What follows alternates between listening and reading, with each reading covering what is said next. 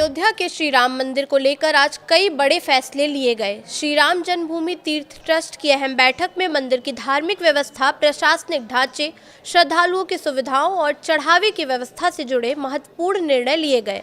आखिर क्या है ये फैसले और इसका कितना असर होगा, जानेंगे इस वीडियो में। नमस्कार, मैं प्रिया श्रीवास्तव और आप देख रहे हैं न्यूज़ 18। अयोध्या में श्री राम जन्मभूमि तीर्थ ट्रस्ट की बैठक में कई ऐसे निर्णय लिए गए जो आने वाले समय में राम मंदिर के संचालन और श्रद्धालुओं की सुविधाओं को सीधे तौर पर प्रभावित करेंगे। सबसे बड़ा फैसला मंदिर के धार्मिक कार्यों को लेकर हुआ है। ट्रस्ट ने तय किया है कि अब राम मंदिर के सभी धार्मिक कार्य संत समाज के निर्देशन में संचालित होंगे। इसके लिए धार्मिक समिति का पुनर्गठन किया गया है। ट्रस्ट के कोषाध्यक्ष स्वामी गोविंद देवगिरी को समिति का अध्यक्ष बनाया गया, जबकि देश के कई प्रमुख संतों और मठाधीशों को इसका सदस्य बनाया है। इसका उद्देश्य मंदिर की पूजा पद्धति की परंपरागत शुद्धता और धार्मिक गरिमा को बनाए रखना है। बैठक का दूसरा बड़ा फैसला प्रशासनिक व्यवस्थाओं को मजबूत करने से जुड़ा है। श्रावण मास और आने वाले समय में श्रद्धालुओं की बढ़ती संख्या को देखते हुए ट्रस्ट ने एक सचिव नियुक्त करने का फैसला लिया। सचिव की नियुक्ति से मंदिर के दैनिक प्रशासनिक कार्यों में बेहतर समन्वय और तेजी आने की उम्मीद है। इसी के साथ मुख्य कार्यकारी अध्यक्ष यानी सीईओ की नियुक्ति को लेकर भी चर्चा हुई।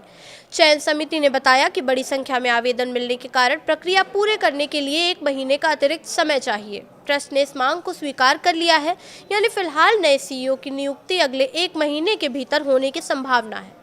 बैठक में चढ़ावे की व्यवस्था भी प्रमुख मुद्दा रही। चढ़ावा राशि की गणना में कथित अनियमितताओं की जांच कर रही एसआईटी की अंतिम रिपोर्ट अभी ट्रस्ट को नहीं मिली है, इसलिए इस मामले में कोई अंतिम फैसला नहीं लिया गया। ट्रस्ट ने यह भी स्पष्ट किया है कि मामला सर्वोच्च न्यायालय में विचाराधीन है और आगे की कार्रवाई जांच रिपोर्ट और न्यायालय के निर्देशों के आधार पर ही की जाएगी। हालांकि ट्रस्ट ने मंदिर की सुरक्षा व्यवस्था की समीक्षा जरूर की।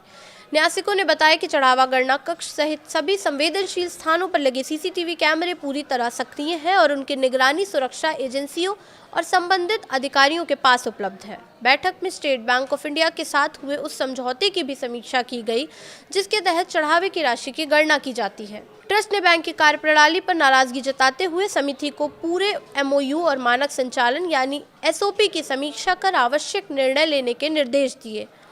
एक और महत्वपूर्ण फैसला संवाद व्यवस्था को लेकर हुआ। ट्रस्ट ने पहली बार आधिकारिक प्रवक्ता नियुक्त करने का निर्णय लिया, ताकि मंदिर से जुड़ी जानकारी समय पर और अधिकृत रूप से लोगों तक और मीडिया तक पहुंचाई जा सके और किसी भी तरह के भ्रम या दुष्प्रचार पर प्रभावी तरीके से जवाब दिया जा सके।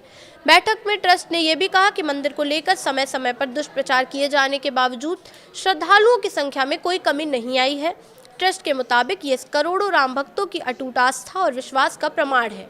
इसी विश्वास को ध्यान में रखते हुए श्रावण मास में आने वाले लाखों श्रद्धालुओं के लिए दर्शन और व्यवस्था को बेहतर बनाने पर भी जोर दिया गया। कुल मिलाकर श्री राम जन्मभूमि तीर्थ क्षेत्र ट्रस्ट की इस बैठक में लिए गए फैसले सिर्फ प्रशासनिक बदलाव नहीं, बल्कि राम मंदिर की धार्मिक परंपराओं को मजबूत करने, श्रद्धालुओं की सुविधाएं बढ़ाने और प्रबंधन को अधिक पारदर्शी और व्यवस्थित बनाने की दिशा में अहम कदम माने जा रहे हैं। फिलहाल इस वीडियो में इतना ही। ऐसे ही और वीडियोस के लिए देखते रहिए न्यूज़ 18।